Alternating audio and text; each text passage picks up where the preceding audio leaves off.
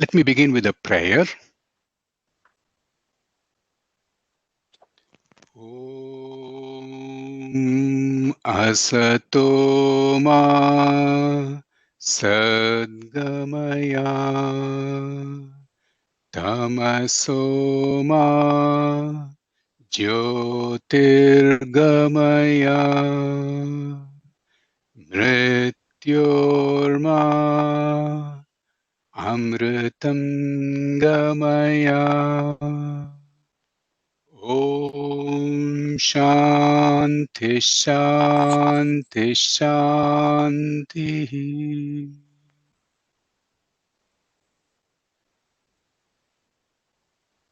I offer my prostrations at the feet of all the masters, at the source of everything, the Parabrahman. May that grace flow through each and every one of us to be following the path of realization.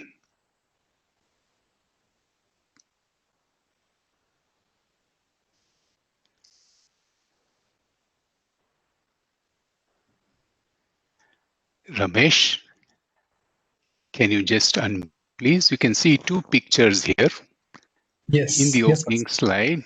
Okay. Yes.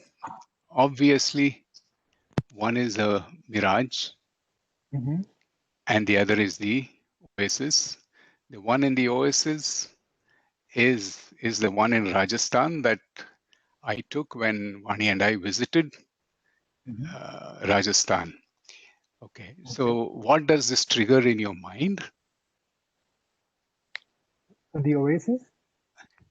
Oasis and the Mirage. The Mirage, okay. What does the title itself trigger? Right. Firstly, what the title triggers?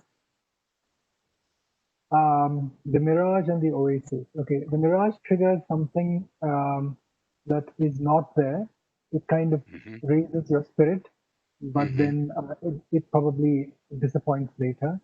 Whereas the Oasis, to me, indicates a wonderful place in the midst of unfriendly place, a very unfriendly place. You have a wonderful place. That's the Oasis. Thank you. Wonderful. So it's meant exactly to be like that.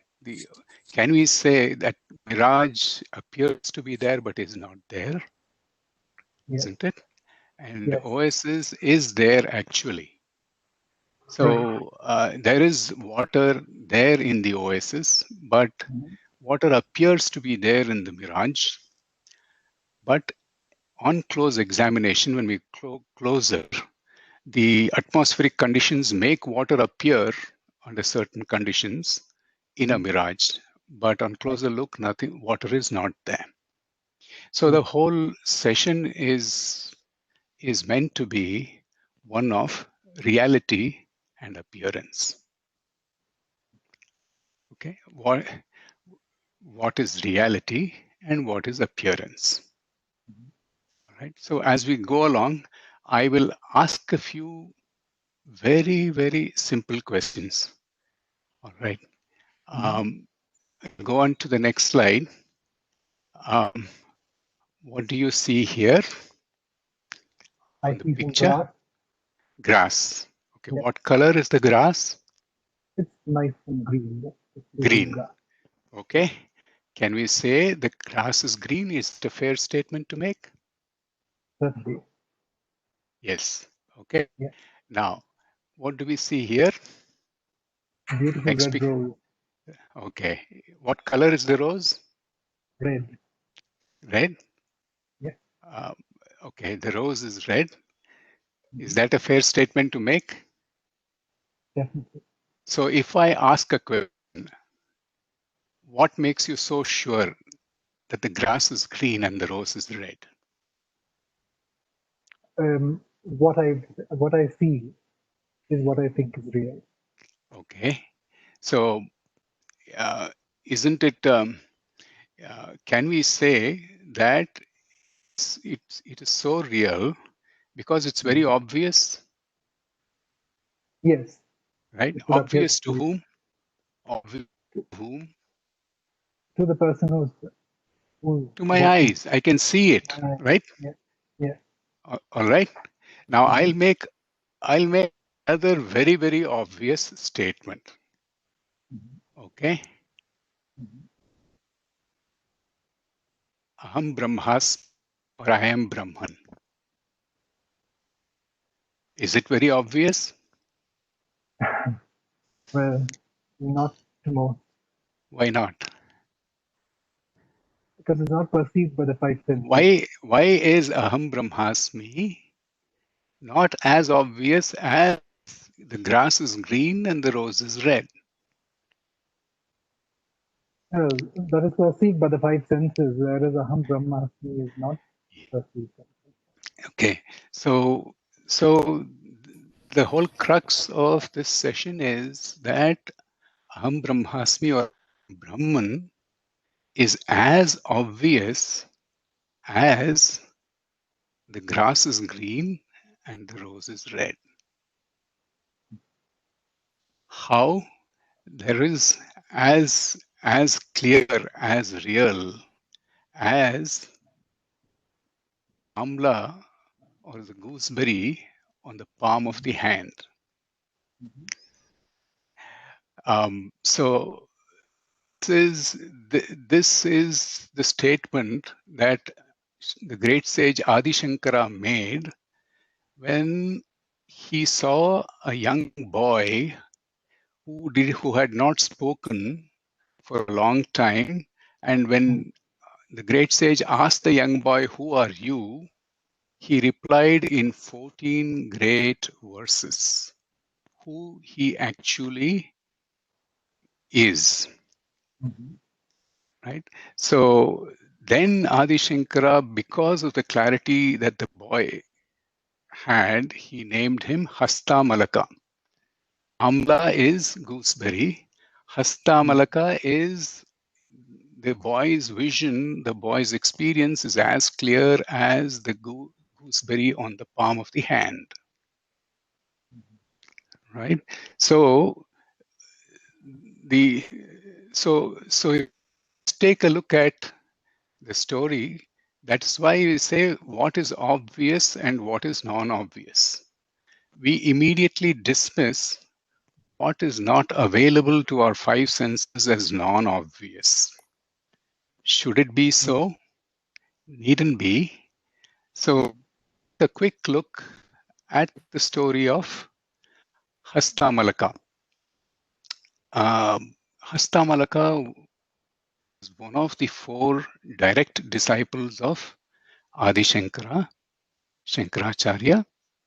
Now here you can see a picture of Adi Shankara with his four main disciples, who later on went on to become the head of the four mutts in the four directions of India, the south, east, north, and west.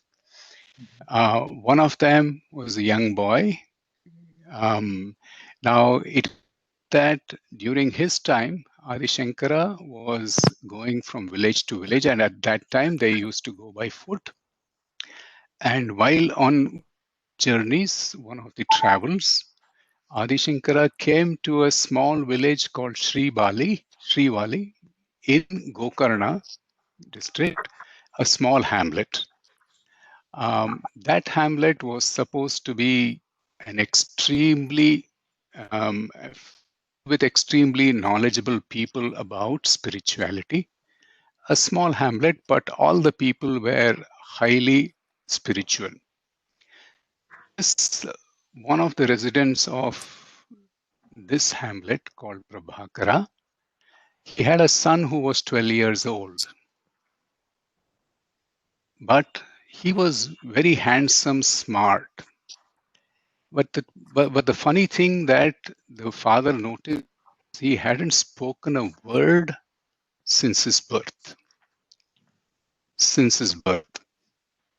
Now, when Adi Shankara visited the hamlet, to any father's concern, Prabhakara immediately invited the sage home, for bhiksha. Bhiksha is the annadana that is prevalent even today in some in some places. When Adi Shankara came to Prabhakara's house, Prabhakara told the great sage that this boy seems to have a glow in his eyes. He's very smart, he's very handsome, but he hasn't spoken a word 12 years since the day he was born. And therefore, I want your grace to help the boy speak. And Adi Shankara just looked at the boy, and immediately, without a second word, the little boy fell on the sage, at the sage's feet. And lifting the boy up, the sage asked, "Who are you, my boy? You look so bright. You're so well cared for. Why don't you speak?" And the legend goes that for the first time in 12 years, the boy spoke.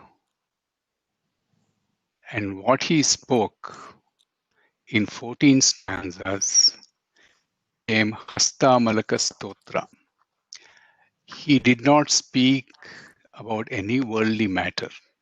What came out of his mouth were gems of wisdom, 14 verses of wisdom of what is reality, what is appearance.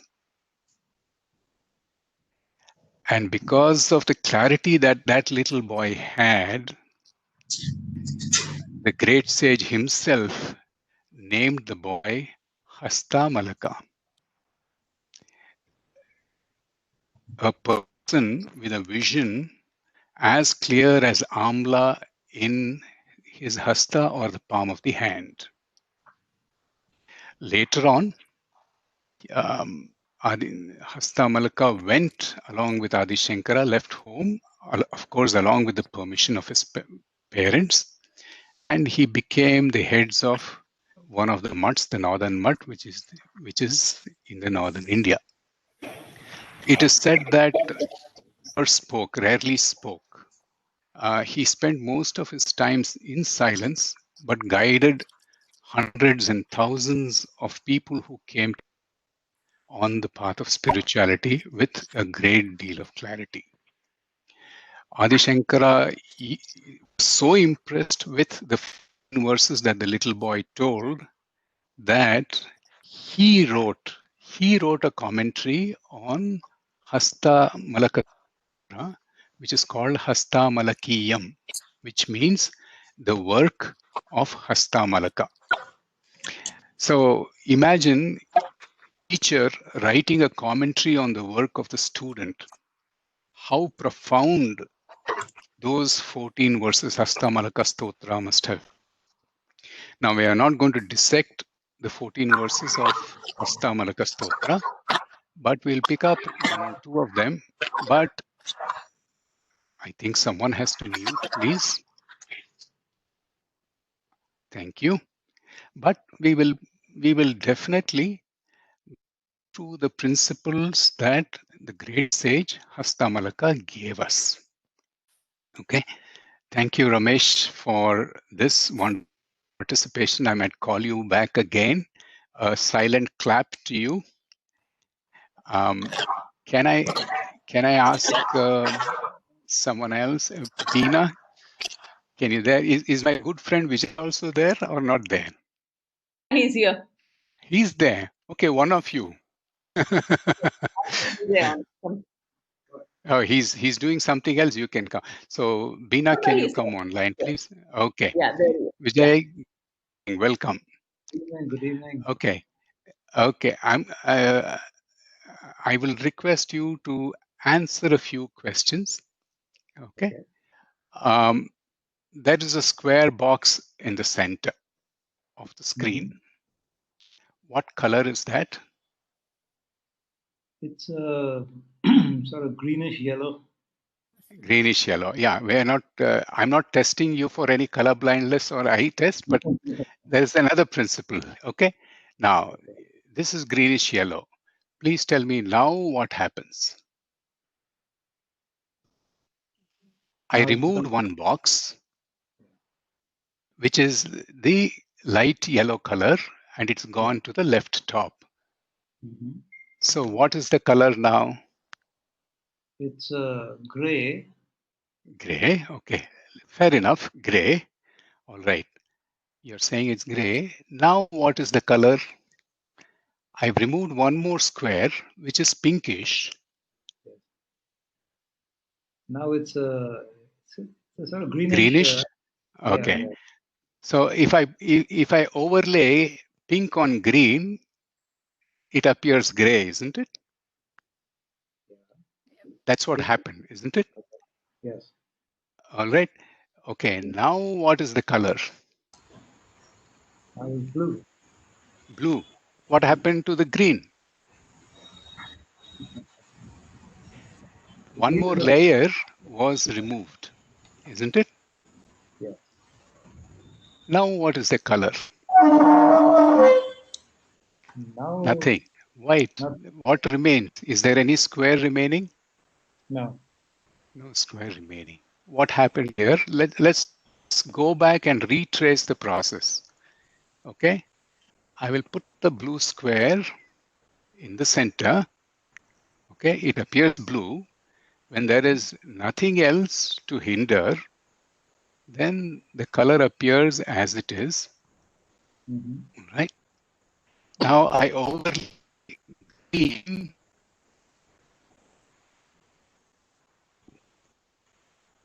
See the blue original, I have made it an intentional staggering so that you can see both the colors. Okay, the original color, the green, is on the right extreme, light green, and the original blue is on the left extreme. The combination is what is in the center. Okay. See how, all right? All right.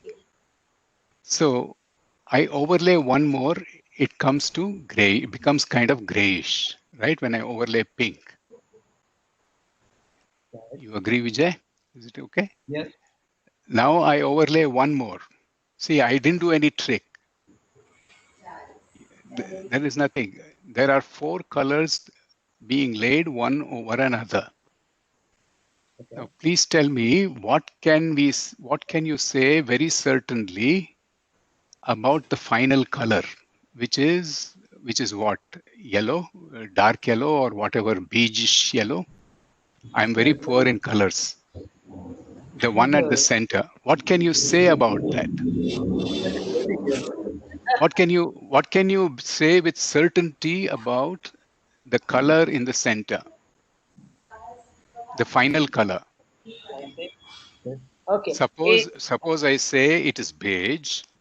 So what can I say about beige as a color? My observation as beige as a color. It's obviously a combination of other colors that makes the beige. Okay. But what is more obvious? Oh. There's still some more obvious. Are you sure it is beige? What can you be sure of? I'm actually sure about the basic colors you showed first. And now when they overlap, then they actually start to look different. Okay. So here is the thing. Can everyone in this room who are attending this session say for sure that the beige is only, and it appears beige. I don't know if it is really beige or not. Yes. Yeah. So look at, so what can be said about the rose? For sure. Is it really red? Well, it appears to me to be red, yeah. See? So the whole world appears as it is. We cannot say it is like that. Yeah. Yeah, that's true. Because if there was a blind person seeing it, he wouldn't see the red. So it No, appears even with a person who has all the five senses intact and sharp, right. unless the intellect is sharpened to say aham brahmasmi, till such time, the only thing that can be said with 100% surety of what I see What I smell, what I hear, what I touch, and what I taste is the experience appears so. It appears. I can Correct. never say it is so. Right. Right. Yeah. So can you see how we are grappling with appearances and mistaking it for reality? Yeah. That's right. Yeah. Okay. All right. So I'll go on to the next slide. We have the sky. Very Okay, Beena, will you be able to volunteer for this? Yeah, sure. Okay. So here is the sky around mid-morning. This is in Tiruvannamalai, Ramanashram. Yeah. We went there. I took a photograph. What color is the sky? Blue, light blue. Light blue. Okay. Now, as the day advances and you get into midday hot sun, all right. Yeah. Of course, the exposure on this photograph is very high, so the sky appears white, right? But it may be a little bluish. But let's take it to be. Can we say it is white? I'm going to say everything appears to be. So it Okay, appears. no, don't worry. Yeah, appears. Okay, it appears to be white. Okay. Appears to be white. Yes. Okay. For the sake of brevity, let's say that we understand it's an appearance, but we'll say the color. Okay. Okay. White. All right. Fair enough. Now this is an evening sunset. Beautiful sunset.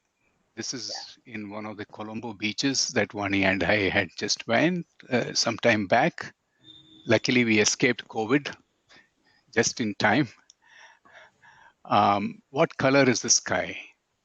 It's more orange, vermilion, Orange. that sort of color. Okay. Golden orange. Now, as the day advances, you have the night sky. What color is this? That's black. Or Okay. a midnight blue. Yeah. Bluish black. Bluish Okay. black, Navy blue, whatever. All right. Now, when we see the sky, is the sky different? It's the same. Whether I'm in no, the color of the sky is different. Right? It changes. It keeps on changing. Is the sky different? It's the same sky. Do we agree? Yeah, absolutely. Yeah. It's the same sky. So what is does the same sky become blue? What can a blue sky become white? Can a blue sky become yellow or orange? Can a blue sky become black? Can it be? No, it can't. It can't. So what is the actual color of the sky? I would say it reflects everything that is there below or around. Is it any of those colors? No. Can you recall the previous slide? How did I'd the say colors it's colorless. come by? See, all the colors are an overlay on the background of what is colorless or transparent. Correct. If the sky was not transparent, all right, we could not have had the sky appearing in different colors. Right. What you said is right. What you said is it appears in different colors, is not different. Only that which is transparent can appear in multiple colors. Right? So here is one more direct example. Okay. Day-to-day example, when we look at the sky in the morning, it appears blue. In the evening, even in Bangalore, sometimes when the sky is clear and we go up the terrace, we can see the sunset, wonderful golden orange sky. And in the night, when there is a moonlight, a navy blue, dark blue Yeah, color, constantly changing experience. Okay. sure. So these changing colors, all changes are appearances. They are the That's overlay. They are the overlay on the background, which itself is colorless. That means which right. itself is pure. It can assume any color, but by itself it is colorless. It is transparent. Right. Okay. Right. Now, what does this have to do with inquiry? That's a So, very, very complicated answer. all right. Thank you, Bina, and thank you, Vijay. Wonderful. Who else is there? Is Sajani there? Can I call you on, please? Yes. I'm here. Okay. Okay. Uh, so, um, so when Sajani, when you meet a new person for the first time, how will you introduce yourself as? Well, I introduce myself as my name, Sajani, and then I am my Sajani. profession. Just the I basic am thing, right? Sajani. Yes, All right. basic and what I Okay. do. Yes. Okay. So the very first statement that comes to us is, I am Sajani, I am Bina, I am Vasu. So for the purposes of presentation, I didn't know who would be there. So I put my own name. All right. I am Vasu. Now my question is, what is Vasu? Is it a single entity? No, a multiple entity. Vasu can be. Multiple entity, multiple of what? Well, you can be a corporate trainer, you can be a father, you can be a husband, you can be so many Okay. different identities. You already revealed what is going to come next. There are basically 4 attributes that everybody can, all of these things can come under. One is the name. Okay. In fact, there is the famous saying, right? What is it that is mine that others use more often than I do? What is it that is mine that others use much more often than I do? That's my name. I don't say I am Vasu, I am Vasu, I am Vasu, but people tell me I am Vasu. Right? Vasu come here, Vasu go there. Right? First attribute is the name. Second attribute is the form. Third attribute is the quality, character. All right. And the fourth activity is the relationship. Right? I can define myself. What I say as Vasu is not just the name, but implied is the form, the qualities, the roles, and relationship, isn't it?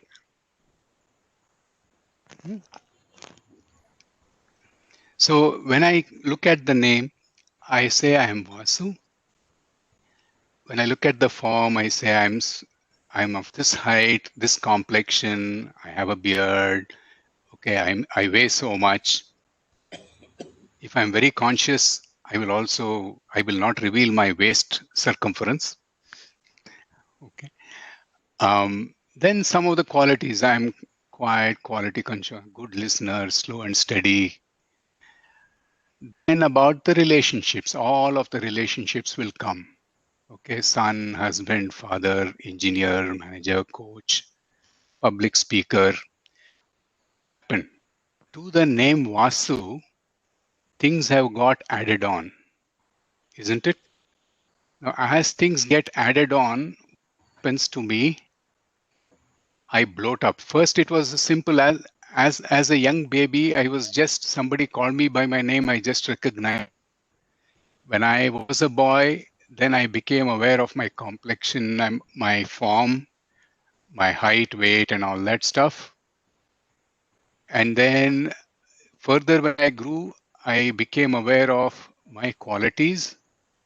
And as I grew further, I developed I kept on adding one after another. Basic name, I am Vasu, right? So what happened to that? What happened to that? I bloated. And what is this called? Ego. Ego. So look at what has happened. Vasu is bigger than I am.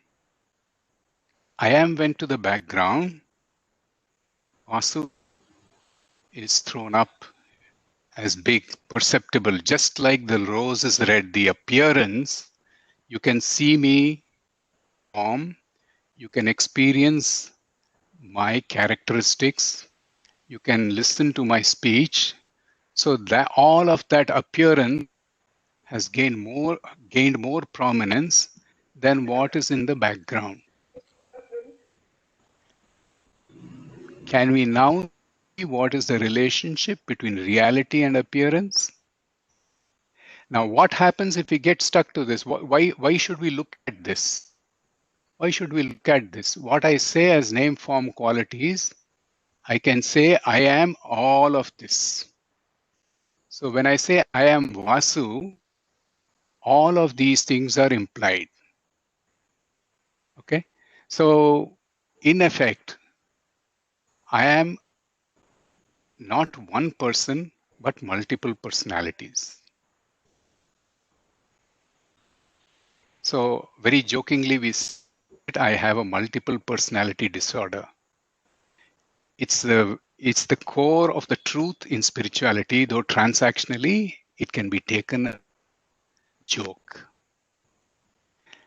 Can anyone for sure say that I am one person? We cannot, isn't it? Because by definition, person or personality is multiple. I become a husband for some time. I become a trainer for some time. I become a speaker for some time. I become myself when I'm in sadhana for some time. I become a father for some time. So never one single person. So if we have to look for oneness in the personality, we are entering into a sure recipe for failure.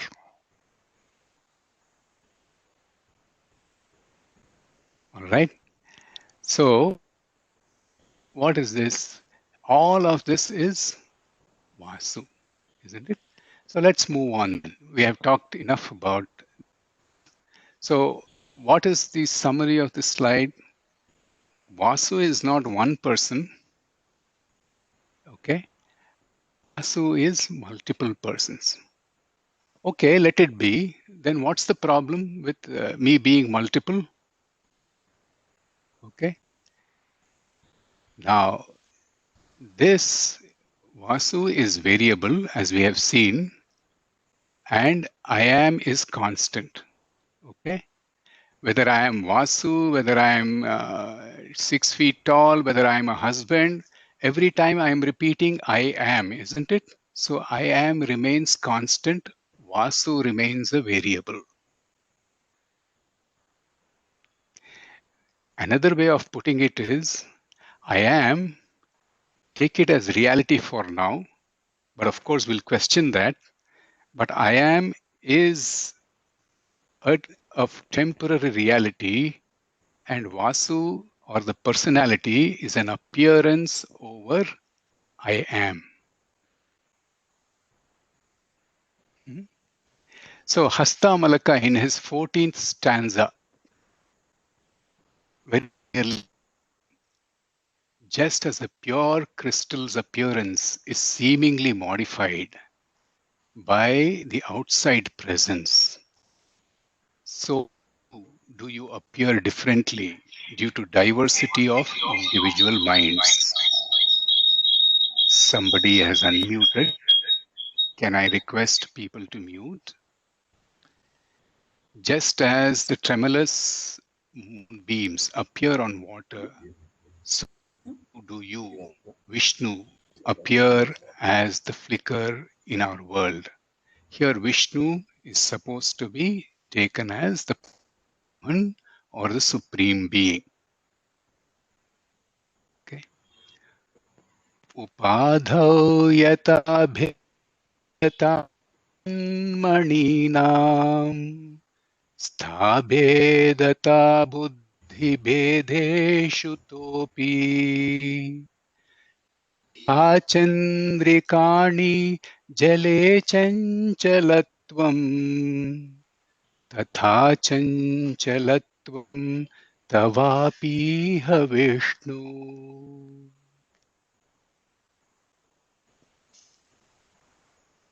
Take a plain glass and hold it in front of us. Let's hold it in front of us. When we hold a plain glass in front of us, the glass is transparent. Now, if I place a colored paper behind it, then a person seeing in front of me, to him, the glass assumes the color of the paper behind it. If I put a pink paper behind it, the glass appears pink. This is what the great sage Hastamalaka is saying. Just as a pure crystal's appearance, by yourself, your true nature, you are like a crystal, pristine, pure. But you assume forms. In what way? You appear differently in way. By the way that the moonlight has multiple reflections on the water that is wavy, that is agitated. When the moonlight falls on a wavy water, do we have one reflection or multiple reflections? Obviously, many reflections. But is the moonlight one or many? It is still one. So, same way, all of us, we, by our essential nature, we are one, but we appear different because of the nature of the reflecting medium that we have, which is our mind. When pure awareness falls on the mind of Vasu, it reflects as Vasu on various different qualities as Vasu. Not just one, but different qualities. So the many or the appearances, where do they originate? They originate from our mind, from the reflecting surface. But in essence, like the moonbeam, singular, one, real, unchanging, crystal clear, transparent. All the color, all the variety, all the diversity, all the appearances get added later when the light of awareness is intercepted by a reflecting medium. And what is that reflecting medium called? Many times the sages say intellect or the mind. I mean, always they have said it is the intellect or the mind. Right? So there is no problem so far. We have understood. So why should I go and look for something that is constant? Why can't I settle for that which is variable? Is a logical question. Should we not address that objection? We should, isn't it? What's the problem with variables? What's the problem with variations? Okay, one moment I'll be a husband. One moment I'll be a brother. One moment I'll be a son. One moment I'll be a speaker in the school of ancient wisdom. It's okay. In the routine of the day, I will change roles. What's the problem? Now if you see that there is no problem, you have to look at the next step. Okay. Now, it is just not the appearances of the form that causes trouble. What actually causes trouble? What actually causes trouble?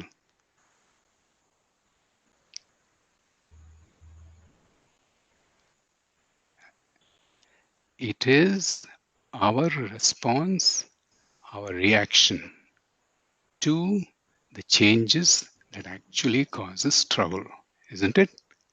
So look at it this way. Sometimes I'm happy, sometimes I'm sad, sometimes I'm bubbling with enthusiasm, sometimes I'm bored, I'm down, I don't want to speak to anybody.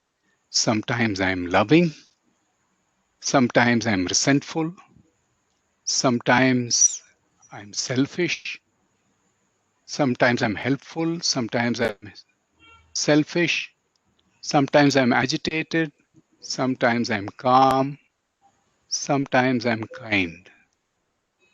What does it indicate? Even here, look at this.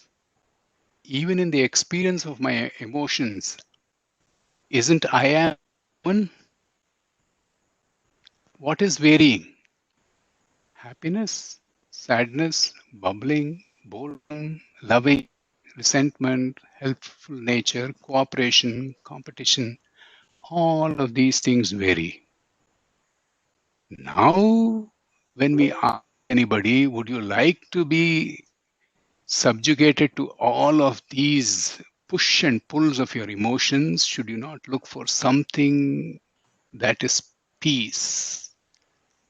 Then it becomes clear that if we get attached to variations, we will not be peaceful, isn't it?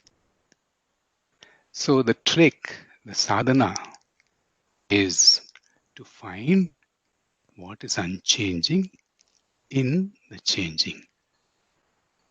Our life is a constant, right, between happiness and sadness, between cooperation and competition, between resentfulness and helpfulness, between agitation and calmness, between irritation and then constantly likes and dislikes. We are constantly being pushed and pulled by a pair of opposites. Can anyone claim, while living in this world, that they are not subjected to the onslaught of the pairs of opposites? We are constantly swinging. We are bombarded with infinite number of opposites, innumerable flavor of the same opposite, all arising from two primary opposites, like and dislike, raga and dvesha. As long as I have raga and dvesha, like and dislike, it will take any form, and I am swayed on one side and on the other. Now, I have taken this to be a joyride, like the merry-go-round, without realizing that I am being swayed. Swayed by what? By things that are not in my control. I have lost control of life.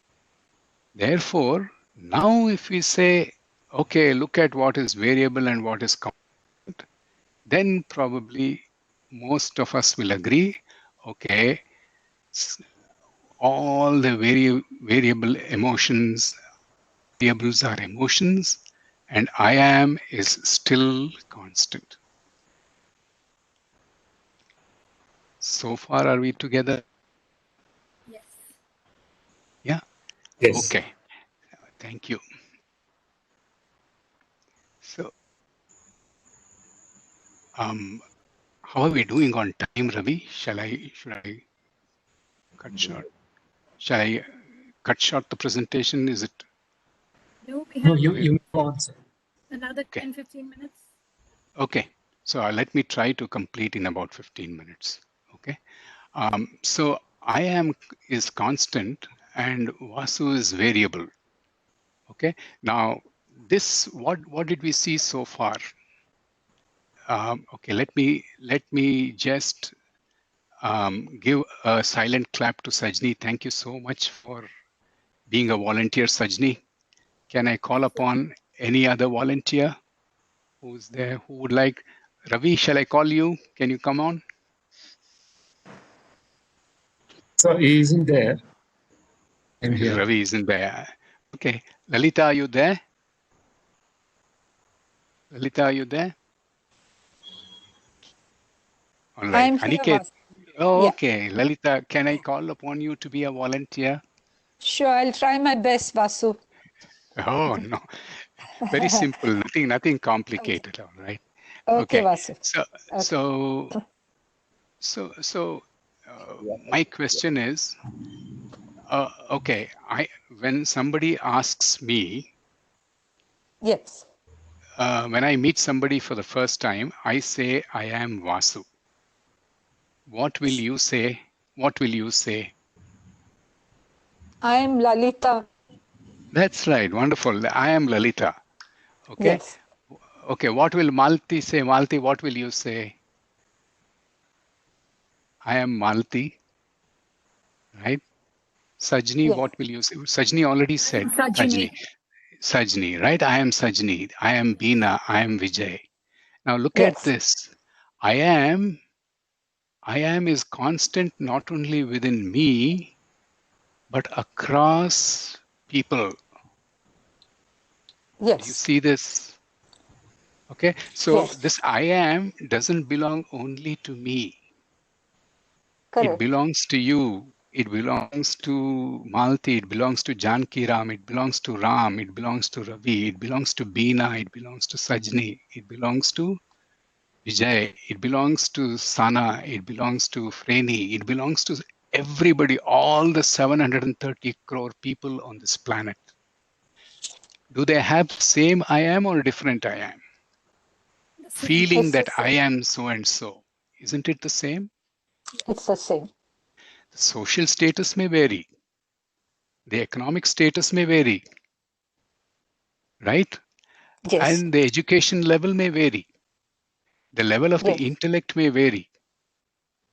But Yes. can everyone on this earth for sure say, I am so and so with 100% certainty?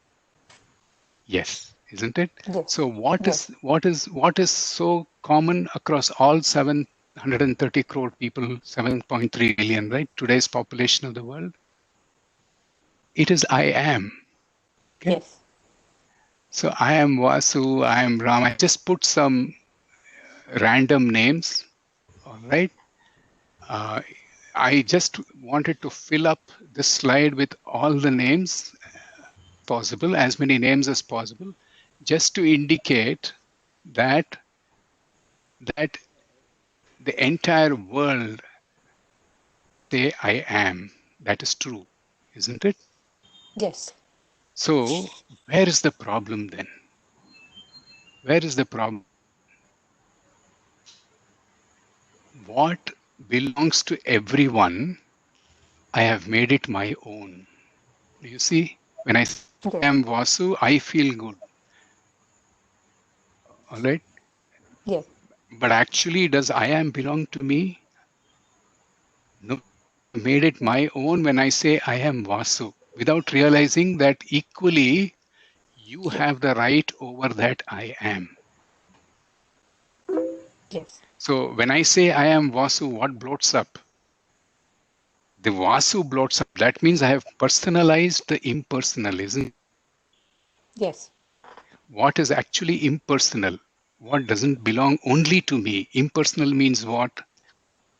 It belongs to Everybody. everybody. So the trouble is that I have personalized, I have individualized impersonal. There lies the trouble.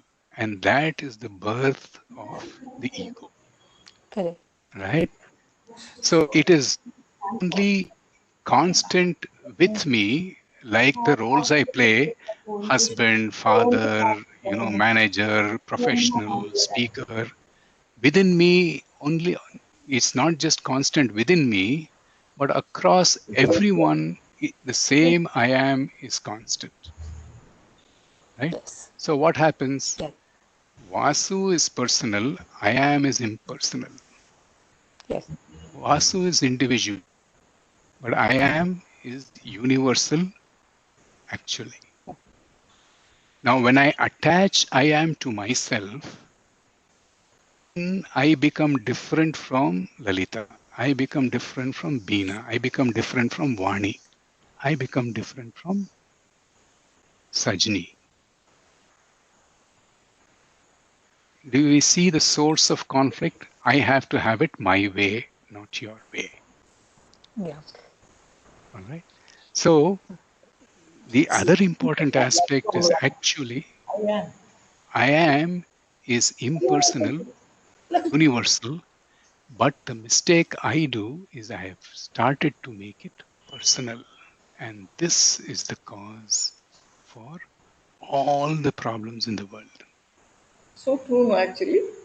Such a simple way, nice way he explained, yeah. Very nice. This Vani Right? Vasudev is no on Ramana, that term husband. All He's right. very go to So, he went to okay, somebody Please mute. can you please mute? Okay.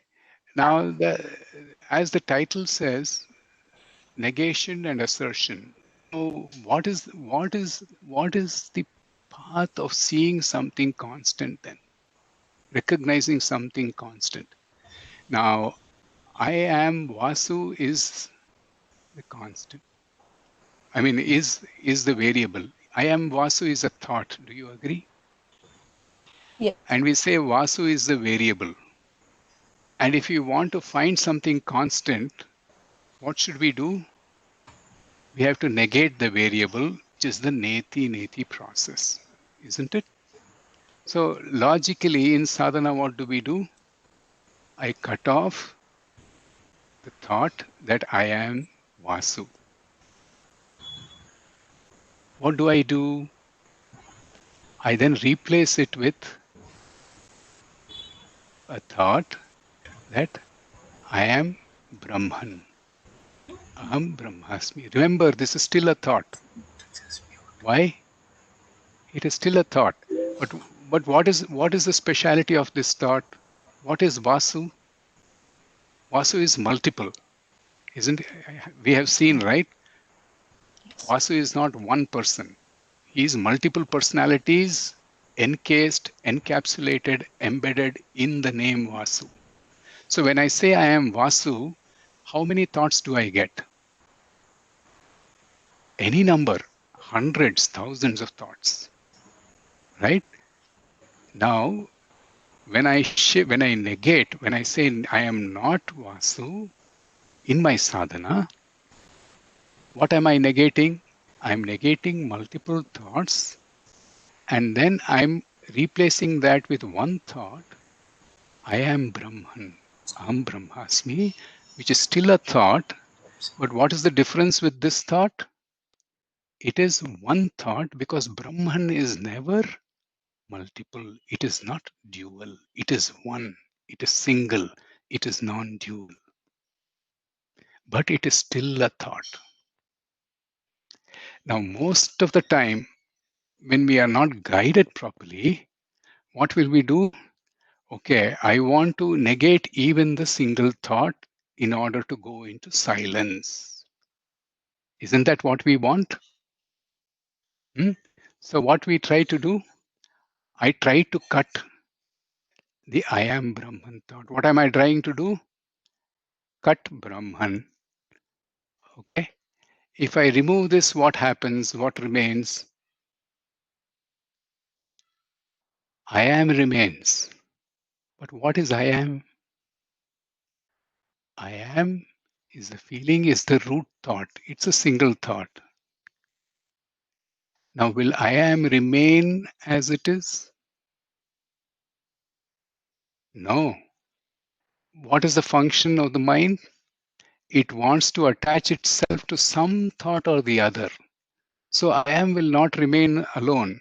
Very soon, I am will come up with another thought of Vasu. Haven't you seen that happen in meditation? When you sit for meditation, you have silence, no thought. I am still there. But then, how long can we be silent? Suddenly one thought will come up, a doorbell will ring, milkman will come, a thought of milkman will come. These days it's online purchases. So a thought of big basket will come, oh, I have to order vegetables and fruits.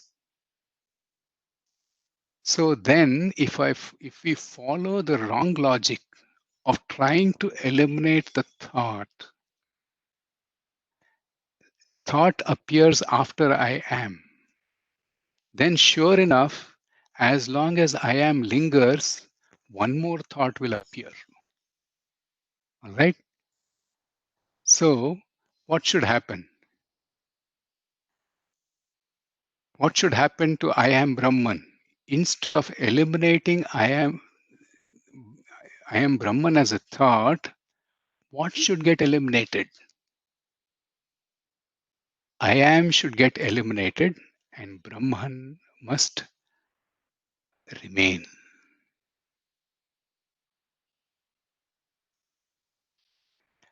The source of the mind, the single thought, the origin of the thought, which is I am, when that is merged, what remains?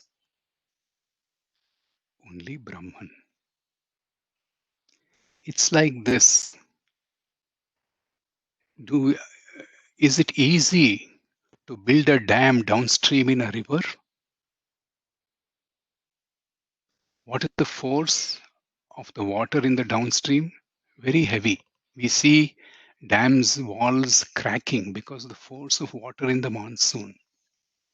Now, as we travel upstream and go to the origin of the river, the starting point of the river, is the force high or low?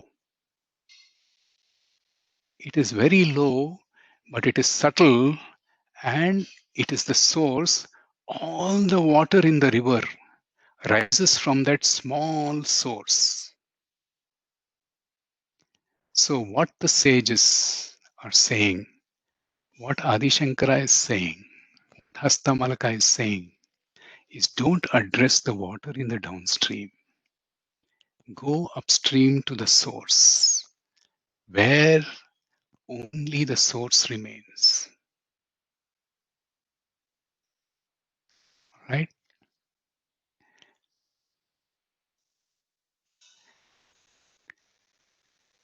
Darpana bhava abhasahano mukhavidyate kalpanahinamekam तथाधि वियोगे निराभासको यः स नित्योपलब्धि स्वरूपोऽहमात्मा. This is the sixth stotra in Hastamalaka Stotram. Don't handle the reflection. Remove the mirror. Just as the reflection vanishes when the mirror is removed, yet the true face still remains, unsullied by any delusion or distortion. Atma remains, even when there is no reflecting medium. I am of the nature of that pure consciousness. I am Atma.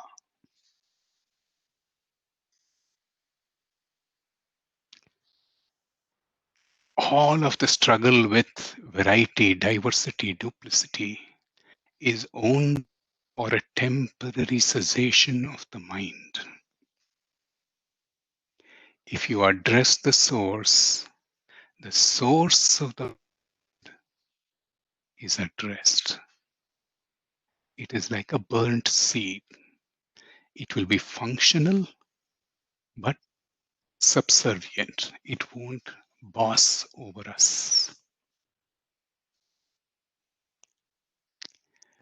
If the mirror is removed, what remains? If I am standing in front of the mirror, Lalita, will you vanish if you remove the mirror in front of you? No, You will Vasu. still remain. You Yes. are the original. The reflection is the appearance. So even when the reflector is removed, the original remains. And that is beyond description. It is not graspable by the five senses, but still we can be that because we are. We can't find it because it is not an object to be found. It is the very subject that finds objects. So the search for the subject is futile. When the search ends, I will be myself. I cannot find myself.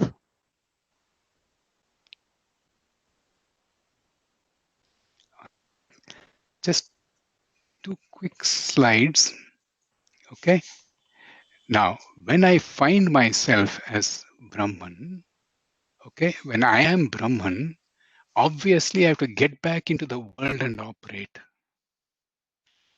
When such a Jnani sees objects, how does he see objects? He doesn't see objects as inert material.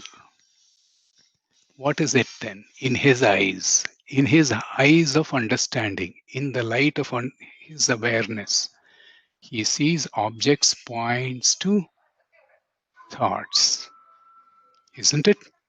Now, objects do not appear unless the thought of the objects appear in my mind. Is that logic okay, Lalita? Unless I think of the object does not come into my experience. That's right. Right? So Yes. what do the objects point to? The reality of the object is not in the object, but But it is in my mind. pointing, and in the mind, what is it? The thought of that object. The thought of a wonderful blue kurta. The thought of a lovely jewelry. All right? Yes. Or the thought of a mobile phone. Oh, this model has come into the market. Let me buy one. Yes. Okay. Okay. Yes. So the objects, the reality of the object is that it points to the thoughts in the mind. The reality of the object isn't within the object. Yes. All right. Now, Yes. is the thought absolute? No, the thoughts point to something else. Yes. Thoughts point to the root thought, the source thought, the single thought, I am. All the multiple thoughts point to only one thought. It's just like all the waters of the river, the entire river points to the source where only it trickles, it bubbles. If anyone has seen Tal Kaveri, the source of Kaveri, it's just a small fountain. We cannot even imagine that Kaveri goes in such force downstream into Mysore and Chennai and Tamil Nadu and all the other places. So all the thoughts point to one single thought, I am. And please see, even I am is not absolute. It is still a thought. What does it point to? It points to Brahman, which is the absolute. Can Brahman point to anything else? When I am, the source of the single thought is itself merged. What can remain? So objects point to thoughts, multiple thoughts.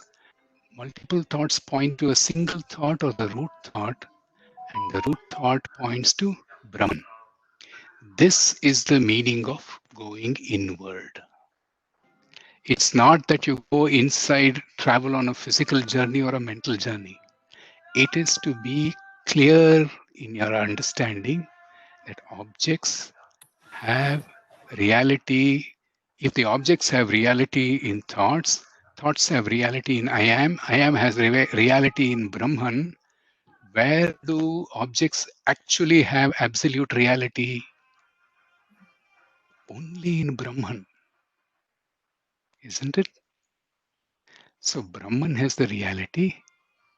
All the rest of it are appearances. Thank you. Sorry, I overshot the time, but I think we had some technical difficulties. Teething troubles first time. Thank you everyone for being so patient. Okay, I would like to thank all of you.